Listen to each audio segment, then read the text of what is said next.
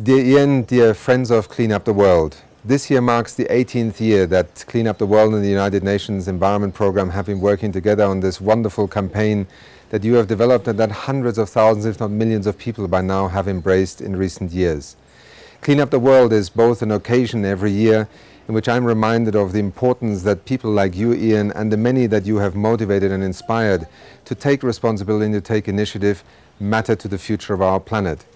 Much of the work that we do in the United Nations has to do with bringing nation states together and bringing the latest science about the state of our planet to the attention of decision makers, but also the public.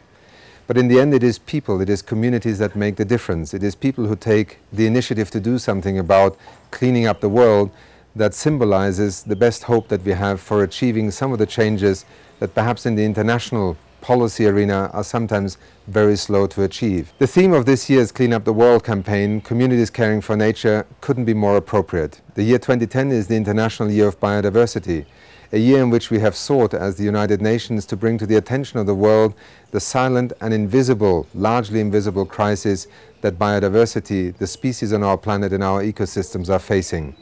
Climate change remains a dramatic challenge to the international community and to each one of us.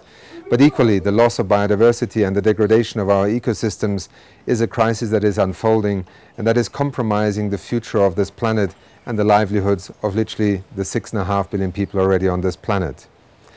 Our work together with the people that you are mobilizing across the world on this day and throughout the year with your campaigns is vital. It is also important in the International Year of Biodiversity to emphasize that it is not only biodiversity on the terrestrial, on the land realms that matter, but also biodiversity in the oceans and the marine realm. UNEP has been leading an effort internationally with the support of many NGOs, scientists and governments on marine litter. Just a few weeks ago, David de Rothschild arrived in Sydney Harbour with the boat Plastiki. It was one way to try and alert the world to the marine and litter plastic waste mountains that are building up in our oceans. We are, in a sense, leaving behind a legacy as consumers that is simply not digestible by our planet. It is for this reason alone that as many of your partners and members in the network of the Clean Up the World campaign will go out and clean up beaches and walk along some of the coastal zones of this planet, that they will be reminded how important their work is. Marine litter and also the land-based sources of pollution that we are trying to confront are central to trying to make biodiversity conservation and to make nature healthy again for this planet.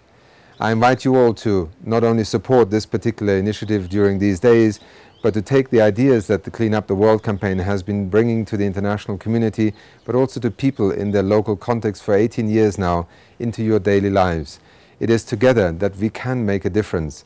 And the Clean Up the World campaign is one way that is really making a difference. I congratulate Ian and many of his colleagues and collaborators for having made this campaign one that speaks both to the human spirit of never quite giving up and to also believing that each one of us can make a difference. Thank you very much.